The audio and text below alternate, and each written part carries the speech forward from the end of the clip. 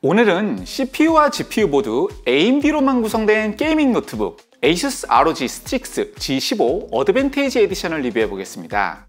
먼저 오늘 테스트할 모델의 사양부터 확인해보면요, AMD 최상급 모바일 CPU 중 하나인 Ryzen 9 5900HX 그리고 듀얼 채널로 구성된 16기가 램과 함께 AMD 라데온 RX 6800M GPU가 탑재되어 있습니다. 이런 라이젠 CPU와 라데온 GPU 조합은 성능 향상을 위한 특별한 기능을 제공하는데요. CPU와 GPU에 걸리는 부하에 따라 전력 사용 비중을 자동으로 조절해주는 스마트 시프트, 그리고 CPU가 GPU 메모리의 잠재력을 최대한 활용하도록 도와주는 스마트 액세스 메모리 기능을 사용할 수 있습니다. 가격은 200만원 초반대인데요. 라이젠 9의 3070이나 3080 GPU를 사용하는 다른 노트북과 비교했을 때 상당히 저렴한 수준입니다. 제품 디자인은 게이밍 노트북답게 화려한 편인데요. 다양한 색상으로 교체가 가능한 아머캡이 포인트로 들어가 있고, 키보드와 바디 하단에는 아우라 싱크를 지원하는 4점 방식의 RGB가 장착되어 있습니다. 전원을 올리면 바디 상단 ROG 로고에 백라이트도 들어오는데요. 블랙 앤 레드 조합이라 그런지 상당히 스포티하게 느껴집니다. 디스플레이는 15인치 WQHD 해상도의 165Hz 사양인데요. 화면 찍힘을 방지해주는 AMD FreeSync가 탑재되어 있고 3ms의 짧은 응답 시간을 보여줍니다. 데이터 컬러 스파이드 X 엘리트로 직접 디스플레이 성능을 측정해봤는데요. 게이밍 디스플레이로는 무난한 밝기와 대비, 그리고 DCI P3를 100% 지원하는 광색역과 함께 델타 E 미만의 훌륭한 색상 정확도를 보여줬습니다. 키보드는 게이밍 노트북으로 무난한 수준이었는데요. 키스트로크가 충분히 깊고 타건 소음도 상당히 조용하면서 클릭감이 약간 가벼운 감은 있지만 대신 경쾌하고 빠른 타건이 가능했습니다. 기존의 제피러스 G15를 사용하면서 프린트 스크린 키가 없는 게 은근히 불편했는데요. 이번 모델에는 오른쪽에 5개의 핫키와 함께 기본적으로 배치되어 있습니다. 터치패드는 상당히 마음에 들었는데요. 일단 사이즈도 충분한 데다가 왼손을 사용할 때 걸리적거리지도 않고 유리 코팅이 되어 있는 표면 질감이나 저항감도 딱 적당한 수준이었습니다. 클릭할 때 깊이감도 좋고 덜컹거림이나 유격도 전혀 없었는데요. 근래 사용해봤던 PC 노트북 터치패드 중에서는 가장 마음에 드는 편이었어요. 돌비 애트모스를 지원하는 트윈 스마트 앰프 스피커 퀄리티도 꽤 괜찮았는데요. 비록 레조넌스 때문에 중역대가 좀 빡시하게 느껴지고 다이나믹이나 스테레오 이미지에도 좀 한계가 있지만 의외로 저역 반응성이 상당히 좋고 하이를 너무 강조하지도 않아서 노트북 스피커로는 꽤 밸런스가 괜찮은 무난한 사운드를 들려줬습니다.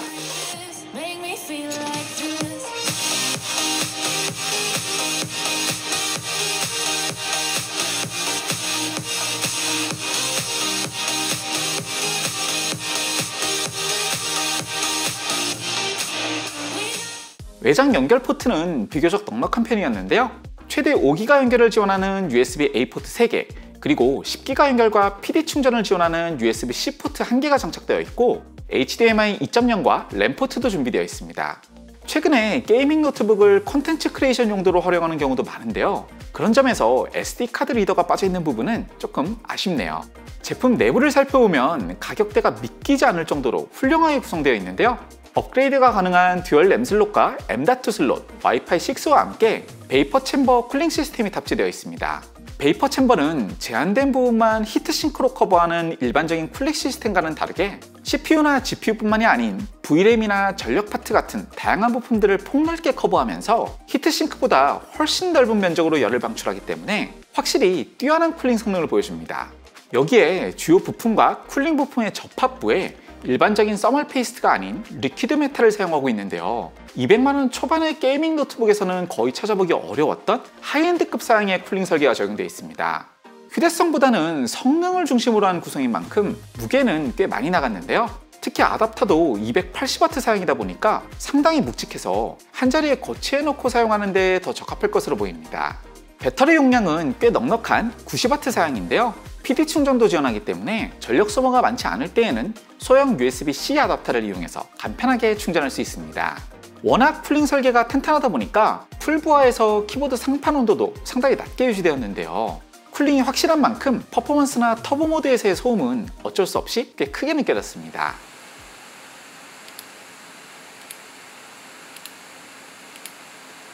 참고로 성능을 좀 절충하더라도 조용한 장소에서 사용하고 싶으시다면 알모니 크레이트를 이용해서 사일런트 모드를 사용하실 수 있습니다.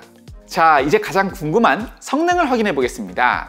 이 모델에 사용된 라이젠 9 5900HX는 TDP 45W의 8코어 오버클락 버전인데요. 현재 AMD 모바일 CPU 중에서는 최상급에 속하는 모델입니다.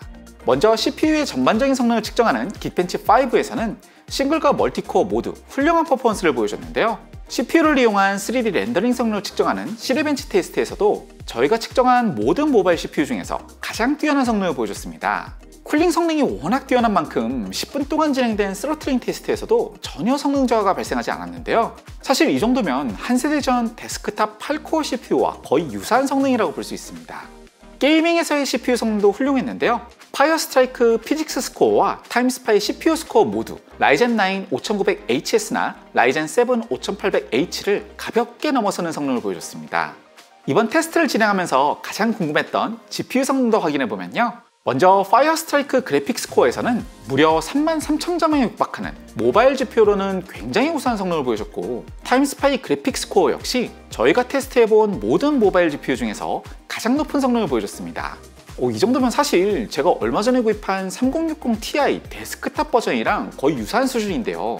AMD 모바일 GPU도 RDNA2 아키텍처로 넘어오면서 상당한 발전을 이룬 것으로 보입니다. 실제 게이밍에서의 성능도 확인해봤는데요. 물론 레이트레이싱에서의 성능은 엔비디아와 비교조차 하기 어렵고, 프레임 가속을 도와주는 FSR 역시 최선 현 시점에서는 DLSS보다 지원하는 타이틀이 좀 적긴 하지만 워낙 하드웨어 성능이 훌륭한 만큼 상당히 좋은 게이밍 성능을 보여줬습니다. 먼저 고사양 게임의 대명사인 사이버펑크에서는 WQHD 울트라 옵션에서 평균 51프레임을 기록했는데요. FHD로 플레이하면 울트라 옵션에서도 평균 82프레임에 최하 60프레임을 유지할 수 있었습니다. 배틀그라운드는 훈련장 기준으로 렌더링 120에 WQHD로 플레이했을 때 올 울트라 옵션에서도 평균 110프레임에 가까웠는데요. 같은 조건에서 FHD로 플레이하면 평균 156프레임으로 165Hz 디스플레이 메리트를 충분히 누릴 수 있었습니다. 묵직하기로 유명한 토토로 3국 전투 씬 배치마크에서는 매우 높은 옵션 기준으로 FHD에서 평균 87프레임, WQHD에서 55프레임을 기록했고요. 포르자 호라이즌 4에서는 매우 높은 옵션의 WQHD에서 평균 120프레임, 같은 옵션의 FHD에서는 평균 150프레임 가까운 성능을 보여줬습니다. 이 정도면 TGP 140W급 3070이나 저전력 3080보다 좀 더 뛰어난 성능인데요. 앞으로 FSR을 지원하는 타이틀이 늘어나고 드라이버가 안정화되면 지금보다도 더 좋은 퍼포먼스를 보여줄 것으로 예상됩니다. 최근에 데스크탑 GPU 가격이 너무 오르다 보니까 영상 편집을 위해서 게이밍 노트북을 구입하시는 경우도 많은데요. 프리미어 프로와 다빈치 리졸브에서의 성능도 확인해 보겠습니다. 사실 엔비디아 쿠다 가속에 비해서 AMD가 사용하는 오픈CL은 영상 편집에서의 호환성이나 성능에서 그다지 좋은 평가를 받지 못했는데요. 이번 RX 6800M GPU는 예상외로 상당히 훌륭한 성능을 보여줬습니다. 먼저 프리미어 프로에서 소니 지비온으로 촬영한 4K 영상에 다양한 이펙팅과 타이틀을 더하고 H64로 렌더링했을 때 엔비디아 3070 그리고 3080을 탑재한 다른 노트북과 거의 비슷한 성능을 보여줬고, 다빈치 리졸브 역시 다양한 럿과 헤비한 이펙팅이 적용된 4K 프로젝트를 렌더링했을 때 베가트 3080 GPU를 탑재한 ASUS 제피러스 G15와 거의 유사한 성능을 보여줬습니다.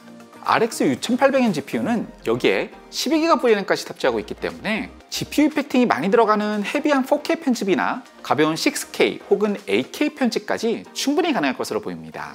솔직히 이 정도 만듦새와 구성, 그리고 실제 게이밍과 영상 편집 퍼포먼스를 생각했을 때 200만원 초반이라는 가격은 상대적으로 꽤 저렴하게 느껴지는데요. 엔비디아 GPU가 지원하는 레이트레이싱이나 DLSS, 그리고 스트리밍을 위한 NVMC가 굳이 필요하지 않으시다면 상대적으로 저렴한 가격에 동급의 3070이나 3080과 최소한 거의 유사하거나 더 좋은 성능을 얻을 수 있기 때문에 꽤 합리적인 선택이 될 수 있을 것 같습니다. 자, 여기까지 ASUS의 올 AMD 게이밍 노트북을 자세하게 알아봤는데요. 여러분의 새로운 노트북 선택에 조금이나마 도움이 되었으면 좋겠습니다. 영상 재밌게 시청하셨다면 구독과 알림 설정 부탁드리고요. 저는 다음 주에 더 유익한 영상으로 다시 인사드리겠습니다. 곧 다시 만나요. 감사합니다.